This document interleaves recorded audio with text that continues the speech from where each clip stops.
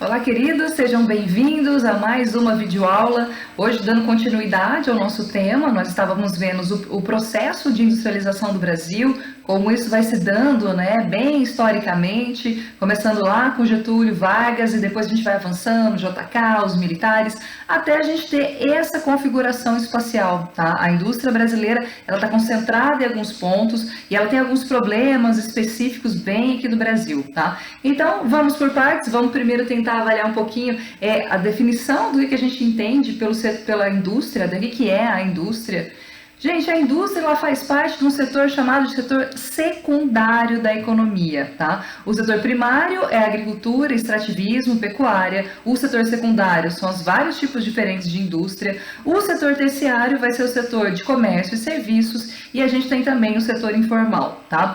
A indústria, gente, basicamente ela vai transformar mercadorias naturais, matérias-primas, em algum tipo de mercadoria industrializada. Ela é um setor produtivo e ela vai se dividir nesses tipos específicos de indústria, tá? A gente tem aquela indústria que a gente chama de indústria de base. A indústria de base é tanto a indústria extrativista, ou seja, aquela que pega diretamente as coisas da natureza e faz uma pré-transformação, digamos assim, tá? Então seria, por exemplo, o setor de extrativismo de rochas, ou extrativismo de madeira, tá? Que pega essa matéria-prima e faz digamos que uma pré-industrialização. Tem já um processo industrial, mas depois esses bens vão ser levados para outros tipos de indústria.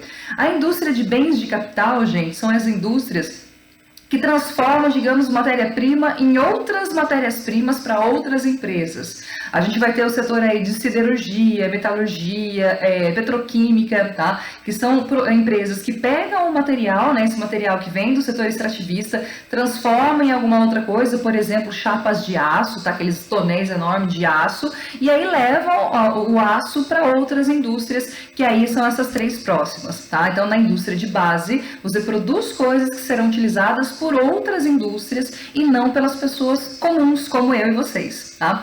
A indústria de bens duráveis, como o nome mesmo está dizendo, vai produzir produtos que vão durar um bom tempo. A gente tem aqueles produtos que a gente chama de semiduráveis, tá? Aí os semiduráveis, gente, é mais televisão, alguns tipos de eletrodomésticos, e os não duráveis é principalmente o setor alimentício, né? Então, a indústria de alimentos, roupas, calçados, tabagismo, né, cigarro. Então, são empresas que produzem coisas que serão consumidas de maneira muito rápida, tá bom? Bom, é claro que vocês sabem que esse processo, como eu disse no início da aula, é um processo histórico, tá? O avanço das indústrias está relacionado com o processo histórico de cada local que vai se espalhando para outros lugares. Começa lá na primeira Revolução Industrial, no século XVIII ainda, finalzinho do século XVIII, com a Inglaterra. A gente tem a era do carvão e aço, eram as principais matérias utilizadas aqui, o carvão como forma de energia e o aço como principal produto, né, a principal matéria-prima que vai ser utilizada. Na segunda Revolução Industrial, que aí se espalha praticamente por toda a Europa, Estados Unidos, Japão, a gente começa a ter ali o Fordismo, a gente começa a ter o Taylorismo um pouquinho mais para frente, a era do aço, começa a ser utilizada aqui a eletricidade. A terceira revolução é principalmente aquela relacionada bem mais recentemente, aqui entre as décadas de 60 e 70, tá? Aqui nós vamos ter, gente, um grande boom, principalmente da tecnologia. Começa a internet, os computadores, né? A informática como um todo, a gente tem a biotecnologia, a química fina, desculpa. Então a gente começa, digamos assim, a ter umas indústrias que são um pouco mais refinadas, que usam muito mais tecnologia e ao mesmo tempo as indústrias elas passam a ter um perfil mais flexível, tá? Como assim flexível? Antes uma empresa, às vezes para produzir determinada coisa, era tudo produzido dentro daquela fábrica, dentro daquela unidade. Então um carro, por exemplo, praticamente todas as peças eram produzidas ali. Agora as grandes empresas, elas podem produzir praticamente qualquer coisa em qualquer lugar do mundo, tá? Se você tem o mínimo de infraestrutura, você consegue então produzir um pedaço do seu material, do seu produto lá no México, um outro pedaço na Alemanha, um outro pedaço na África do Sul, e aí depois você vai e junta tudo num único lugar, tá?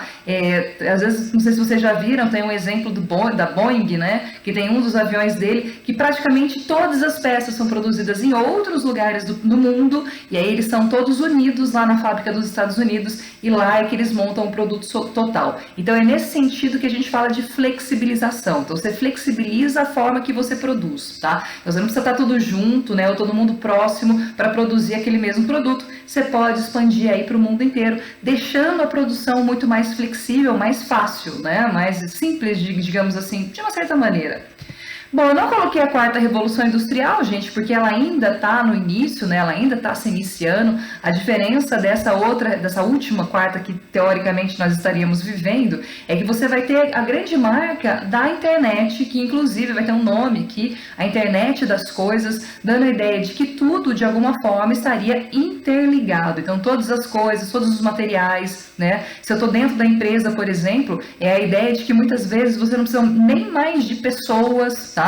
Você poderia ter uma ou duas pessoas e elas sozinhas, a partir de uma automação completa, né? Praticamente toda a empresa automatizada, e com o uso da internet você conseguiria fazer todo o processo produtivo. Tem uma partinha aqui que eu não citei para vocês, gente, que a gente começa a ter esse desemprego estrutural, que a tendência é aumentar agora com a quarta revolução industrial, que aqui é essa ideia de que você começam as pessoas perderem os empregos para principalmente esses meios mecânicos ou a produção autônoma, né? Se antes você precisava de 10 pessoas para produzir um carro, agora você precisa de repente de 2 pessoas ou uma pessoa, né? Porque praticamente todo o processo de produção é automatizado. De fato, você tem um aumento do desemprego nesse setor, mas ao mesmo tempo talvez surjam novos empregos. Quando a gente fala especificamente da quarta revolução industrial, vocês já devem ter ouvido, por exemplo, que muitas das profissões que nós temos hoje provavelmente vão desaparecer nas próximas décadas, né? E aí dando lugar a outros tipos de atendimento, outro tipo de serviço. Então, ao mesmo tempo que desaparecem alguns empregos, mas tem a tendência de surgirem novos empregos. Eu não disse se era bom ou ruim, tá? Eu não disse se esses novos empregos seriam bons ou ruins, tá? Então depende muito de como as coisas vão se processar. Quando uma empresa ela vai abrir uma unidade em um país, em uma cidade, em um estado, gente, ela vai levar em conta aquilo que a gente chama, presta atenção no nome, que são os fatores locacionais. Quer dizer, são elementos daquela localidade que podem atrair ou não atrair de maneira nenhuma as indústrias, tá? Tradicionalmente, gente, isso aqui seriam os fatores locacionais que atrairiam uma empresa. Então, aqui seriam os principais fatores há 20, 30, até 40 anos atrás que atrairiam uma empresa.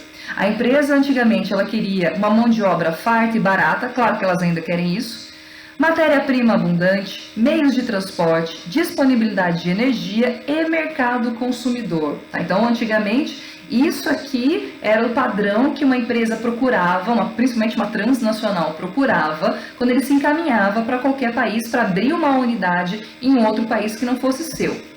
Ao mesmo tempo, gente, nós temos vários obstáculos, às vezes, para uma empresa se colocar numa cidade ou num ponto, né? Seriam o quê? Alguns obstáculos legais mesmo. As empresas, elas acham que é um inconveniente, por exemplo, algumas leis relacionadas com o meio ambiente, algumas leis relacionadas com remessa de lucros. O que é remessa de lucros, gente? A empresa vai lá, ganha um dinheirão danado aqui no Brasil e ela tem que levar esse dinheiro para o seu país de origem, né? Para o seu país onde tem lá o escritório central. Tá lá, tipo a Alemanha. Só que para tirar o dinheiro aqui do país, do Brasil, você tem que prestar contas. Você não pode simplesmente fazer uma transação bancária e enviar todo o seu dinheiro. Então isso seria isso que ele está dizendo dessa dificuldade de remessa de lucros. E a empresa ela não quer isso, porque ela quer ter lucro e não quer ter que prestar contas a ninguém. Se ela não tem que prestar contas, ela pode tanto ir, às vezes, de repente, para uma coisa mais ilegal, ela pode fazer algumas coisas erradas e não ser punida por isso, ou ainda ela pode não pagar impostos, tá? Então por isso, e aí impostos é gasto que ela tem, então muitas vezes ela não quer ter esse plus aí de gastos, tá bom? A sindicalização, porque sindicatos tradicionalmente tentam criar mecanismos para ajudar o trabalhador e não a empresa, e a empresa vê isso como um obstáculo, olha só que coisa. A questão dos impostos, encarecimento da mão de obra, em países desenvolvidos principalmente, a mão de obra costuma ser mais barata, porque você tem muito mais leis trabalhistas que garantem os direitos desses trabalhadores, e o encarecimento da própria terra, né? Você abrir, você comprar um lote de terra para você abrir a sua unidade, às vezes é um pouco caro, e isso é algo que incomoda as empresas, tá? Bom, por isso nós temos atualmente um panorama um pouquinho diferente do que a gente tinha alguns anos atrás, tá? A gente vai ter novos fatores locacionais, ou seja, novas coisas que as empresas buscam. Apesar de estar escrito aí mão de obra especializada, gente, isso não anula a questão da mão de obra também barata, tá bom? As empresas, elas preferem às vezes muito mais ir para a China, por exemplo, porque na China você tem uma mão de obra que é praticamente perfeita, tá? Você tem uma mão de obra que sofreu uma doutrinação, você tem uma mão de obra extremamente barata, muita gente, né? Então você consegue colocar o preço do salário lá embaixo. As pessoas não reclamam, porque se reclamam tem um periguinho de ser ali preso, tá bom? Então você não tem essa coisa de sindicato, leis trabalhistas praticamente não existem, e você paga muito barato mesmo para o trabalhador, a ponto de alguns casos ser apontado inclusive uma espécie de trabalho escravo, uma espécie não, tá? Praticamente um trabalho escravo ali na China, e isso faz com que muitas empresas migrem para lá, tá bom? Então atualmente um dos lugares que mais atraem as grandes multinacionais vão ser sim esses lugares lá na China, tá? Alguns pontos específicos lá na China. Lembrando, gente, que a China, além de ter uma mão de obra barata, também é qualificada, tá? As pessoas na China têm uma educação em alguns setores, digamos assim, muito superior aqui no Brasil, tá bom? Matemática, por exemplo, eles estudam muito mais matemática, em compensação não estudam história, só a história da China e só o que convém ao governo chinês, tá bom? Também não se tem na China leis relacionadas ao meio ambiente, então eles são bem, em algumas cidades, tá, gente? Cabe salientar. Eles são um pouco permissivos em relação a algumas questões ambientais, então isso também vai atrair algumas empresas. Para além disso, meios de transporte que são baratos e principalmente eficientes, coisa que aqui no Brasil a gente não tem. O mercado consumidor, na outra, gente, quando eu mostrei para vocês os fatores locacionais mais tradicionais, o mercado consumidor era principal. Então você vai no lugar onde as pessoas compram a sua mercadoria. Pensando atualmente com a globalização, com esse mercado internacional, você não precisa mais estar presente, ter um mercado consumidor próximo da sua empresa. Por que não? Porque você tem o e-commerce, ou seja, o comércio principalmente por via de internet. Tá? Então você vai ter ali, você pode comprar qualquer coisa de qualquer lugar do mundo. Então, você não precisa estar perto de uma loja chinesa para comprar um produto chinês. Então, por conta disso, esse mercado consumidor, ele não chega a ser atualmente um ponto-chave, um ponto principal para a gente ter a atração das empresas, tá? Então, isso não é um fator locacional tão grande, por isso que eu coloquei relativo. A questão da renúncia fiscal, infraestrutura, legislação favorável, remessa de lucros novamente, meio ambiente e legislação trabalhistas. A empresa, ela quer ter o mínimo gasto possível com os trabalhadores, tá? Para quê? Para que ela tenha mais lucro. Só que muitas vezes, gente, você flexibilizar leis trabalhistas não necessariamente significa que você vai criar empregos. A prova disso é justamente o Brasil. Em 2018, a gente teve uma grande flexibilização das leis trabalhistas brasileiras, alegando que com isso a gente ia conseguir ter maior atração das empresas. Então as empresas verem, olha, é mais barato explorar o trabalhador lá no Brasil, vamos para o Brasil. E isso atrairia as empresas. Bom, isso não aconteceu, tá? Não tivemos um aumento de número de empresas aqui no Brasil, o investimento no Brasil não aumentou, pelo contrário, a gente teve uma queda, e a gente começa ali 2019 até 2020 praticamente com um número enorme de desempregados no Brasil. Antes a gente estava ali na casa de uns 10 milhões, tá bom? Quando começou 2019 estava mais ou menos uns 12 milhões, caiu um pouquinho, mas não porque caiu, não porque aumentou a oferta de emprego, mas principalmente porque muitas pessoas desempregadas migraram para o setor informal, migraram, por exemplo, para ser trabalhadores no Uber, ou então no iFood, na entrega de produtos, ou então foram fazer serviços autônomos. Então é por isso que você não tem mais tanta gente procurando emprego, porque eles foram por outros meios, não porque você teve um aumento da disponibilidade de empregos. Isso não aconteceu. O que aconteceu é que as pessoas deixam de procurar emprego porque migram para o setor informal, tá? Lembrando, o setor informal significa o quê? Que você não tem direito a nada, tá? Se você se machucar, se você tiver que se afastar do emprego, como aliás muitos autônomos estão sofrendo hoje isso aqui no Brasil, né? com essa pandemia, com o isolamento, muita gente acabou perdendo totalmente a sua renda, porque eram trabalhadores autônomos, e aí você tem a volta do aumento do desemprego. Mas por quê? Esses autônomos acabam voltando para essa para essa fila de trabalhadores desempregados, tá bom? Então é mais isso do que necessariamente... Então, vejam o que eu quero dizer. As leis trabalhistas flexíveis ajudou as empresas a terem mais lucro, mas isso não quer dizer que elas vão aumentar a disponibilidade de empregos, tá bom? Tanto é que a gente percebeu isso aqui no Brasil nos últimos 2 anos.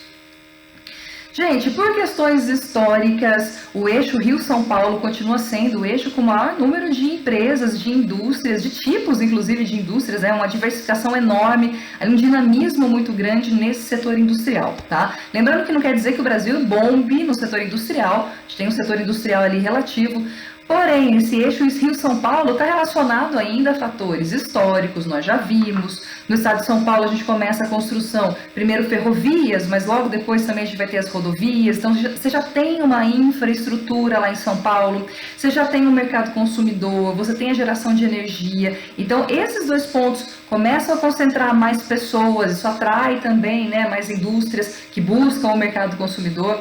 Por conta disso, então, esses 2 lugares, e aí a gente pode também um pouquinho lá para Minas, tá? Minas Gerais também tem uma grande concentração industrial, o Sudeste, então, acaba concentrando maior disponibilidade de indústrias de uma maneira geral, tá? A Zona Franca de Manaus, gente, foi uma tentativa de você levar alguns tipos de empresas lá para essa região, né, de Manaus, para você aumentar talvez uma região industrial ali. De fato, você tem, principalmente nesse setor de eletrônicos, tá? Você ainda tem essa concentração industrial, nada comparado com o que a gente tem no eixo Rio-São Paulo-Minas, mas relativo, né, uma coisa grandinha ali, digamos assim. No Centro-Oeste, gente, nós vamos ter muita indústria tradicional ou indústria de base, principalmente ligada ao setor extrativo, tá? O setor da indústria extrativista. O Sul, nós vamos ter, gente, no Sul, muitas empresas relacionadas com alimentos, tá? O setor alimentício, o agronegócio acaba gerando, né, também esse setor, indústrias relacionadas com o setor alimentício. E no Nordeste, gente, o Nordeste historicamente, tudo que São Paulo teve, o Nordeste não teve. Isso significa que você não tem mão de obra qualificada, infraestrutura, você não tem políticas de atração, e isso faz com que pouquíssimas empresas fossem para a região Nordeste. Eu não vou dizer que não tem nenhuma, mas se a gente comparar com o eixo Rio-São Paulo, é basicamente nada, tá? Então a gente tem uma região muito pouco industrializada quando a gente vai ali para o Nordeste. Vocês podem ver, ó, subindo, a gente vai ter na costa, no caso da Bahia, por exemplo, algumas empresas relacionadas com o setor petroquímico, mas de novo, nada comparado com o Sudeste brasileiro e até com o Sul do país. Então, olha, vendo aí um pouquinho mais de atenção, né, a distribuição aí dessas empresas, eu achei legal esse mapa, por isso que eu pus aí para vocês, para demonstrar que lá no Acre, gente, ó, tá vendo, ó, tem um pouquinho de indústria, tem menos de 1000 indústrias lá no Acre, mas eu acho assim, entendeu? Tem, melhor que nada, tá bom? Então, por isso que eu gostei bastante desse mapa aí. Olha, eu já fazendo bullying.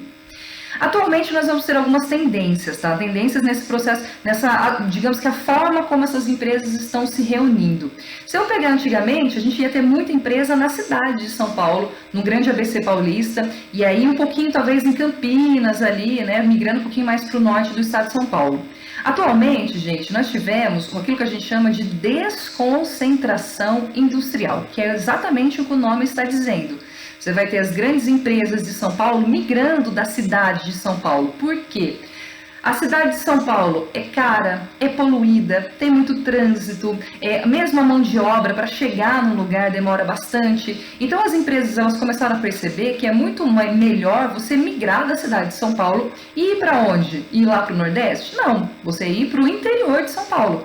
O interior de São Paulo, até Minas Gerais também um pouco, começa então a receber várias indústrias nesse processo que a gente chama de descentralização. Então as empresas deixam de ser concentradas ali nessa região, na cidade de São Paulo, e se espalham um pouquinho. Então isso é uma coisa nova, tá? Essa desaglomeração seletiva. Nós vamos ter a formação dos clusters, que eu já vou explicar para vocês o que é. Uma internacionalização, quer dizer, você tem várias empresas multinacionais. Formação de multinacionais também do Brasil, tá? O grande exemplo que nós temos aqui bem próximo de nós é a Ambev, que começa como uma empresa pequena de cerveja, vai crescendo, né? Vai incorporando outras empresas e se transforma numa grande multinacional, dona inclusive da Heineken. E o surgimento dos tecnopolos, não tão novo assim, já tem aí uns 30 anos esses tecnopolos.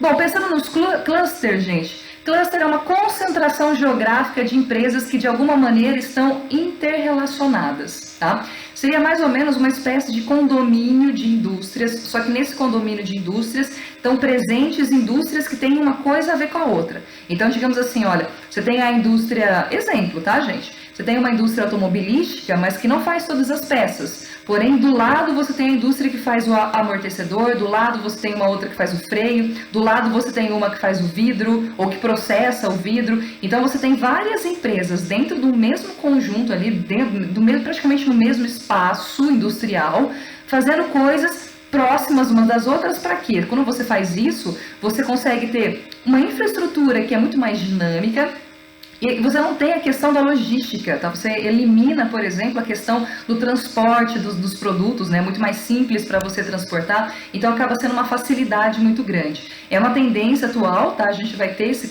clusters em vários lugares, que acaba atraindo também muita renda para o lugar, até um certo aumento de empregos, tá? Então é uma coisa positiva. E aí eu coloquei aqui alguns clusters para vocês, tá? Veja que não são áreas tão pequenas, tá? Quando eu falo condomínio, é modo de dizer, são apenas regiões próximas ali. E aí a gente tem várias clusters diferentes, ó. Eu coloquei até aí o nome de algumas empresas para vocês terem uma noção de como elas trabalham, tá bom? E essas clusters, então, elas são muito mais eficientes do que se você pensar num distrito industrial, que às vezes tem muita empresa de vários tipos diferentes, mas que uma empresa não tem nada a ver com a outra. Aqui não, aqui a gente tem uma união, uma facilidade, então, de comunicação entre essas empresas, e isso é uma grande vantagem.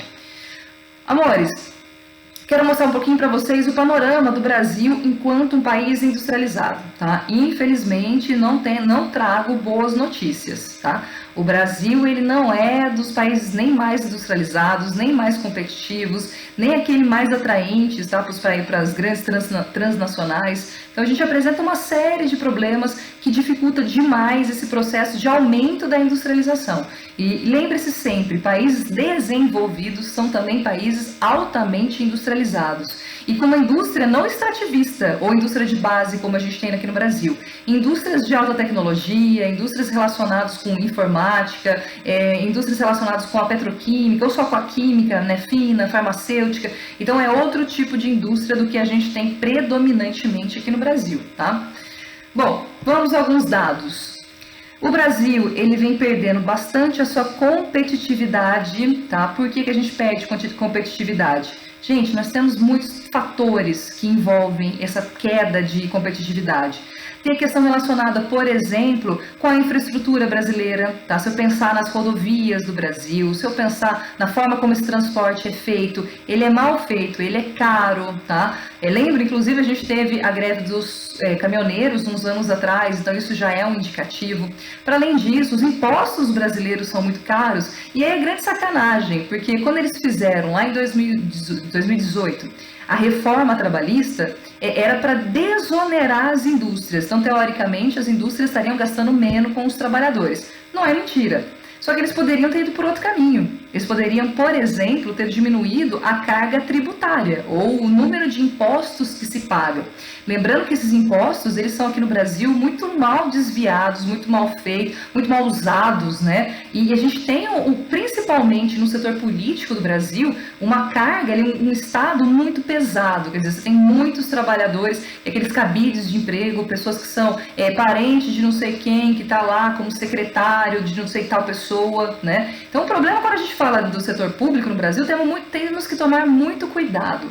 O problema não são os funcionários públicos que prestam concurso para estar ali. O problema são esses cabides de emprego, principalmente do setor político brasileiro, que aí vai desde prefeituras, estados e federação, tá certo? Então, por favor, quando vocês forem falar sobre isso.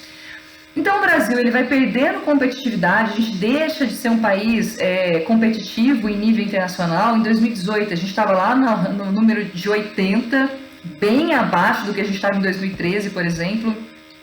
Nós temos alguns gargalos que poderiam ser resolvidos ou com ações do governo ou mesmo ações das empresas.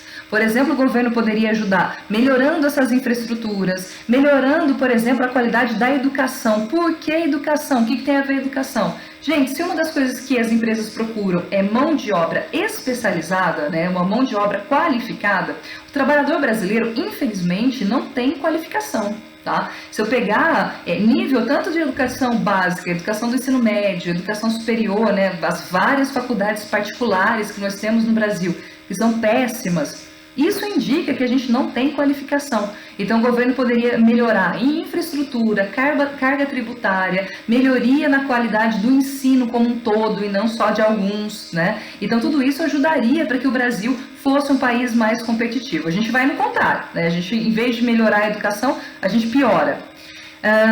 Investimento em também banda larga. Quero lembrar vocês que o Brasil demorou para ter uma internet boa, tá? 4G, por exemplo. Vocês sabem que tem países que já estão lá no 5G e a gente ainda nem começou esse processo, né? Ainda está caminhando para esse processo de 5G, então também era uma coisa necessária, tá bom? Oferta de cursos profissionalizantes, enfim, você tem uma melhoria mesmo nessa toda estrutura física e social do Brasil. As empresas também poderiam fazer algumas ações, mas é claro que a empresa em si, ela não vai investir num país, né? Ela vai investir no seu país de origem, e não no país que ela vai para abrir uma unidade simplesmente. Bom, o Brasil, gente, ele é um país que faz muito pouco investimento nesses setores que eu salientei para vocês, infraestrutura, educação, né, coisas que facilitariam para a indústria, digamos que funcionar de uma forma mais eficiente. Também isso é muito visível quando a gente vê a questão da ética brasileira, tá, gente? Isso é algo péssimo. O Brasil é um dos países que mais oferece suborno. Então você tem, por exemplo, um empresário aqui no Brasil que ao invés de ele agir de forma legítima, ética, né, de uma forma transparente, ele sempre procura os jeitinhos brasileiros e acaba sempre fazendo uma série de ações muito corruptas. É só a gente lembrar o que aconteceu no Brasil com o setor da indústria da construção civil. Foi até, inclusive, por isso, né, que a Dilma... Não foi o motivo que a Dilma caiu, mas a Lava Jato, por exemplo, encontrou várias provas relacionadas com esse setor, tá, gente? Lembra que as grandes empreiteiras, né, Andrade Gutierrez, enfim, aquelas grandes empreiteiras no Brasil, os presidentes dessas empresas, ao invés de percorrer caminhos que fossem transparentes, verdadeiros, éticos, fizeram o contrário.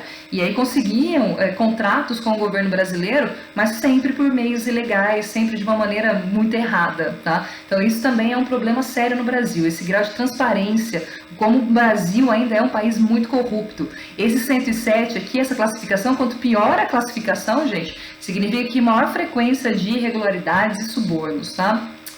Somos péssimos em educação, não preciso nem falar isso para vocês, tá? A gente está muito atrás, inclusive de países aqui da América do Sul, como Chile, por exemplo, Argentina, por exemplo, né? Então, a gente está bem atrás, impressionante. E isso se reflete também no ensino superior. Se a gente está falando de qualificação do trabalhador, é importante o ensino técnico e o ensino superior.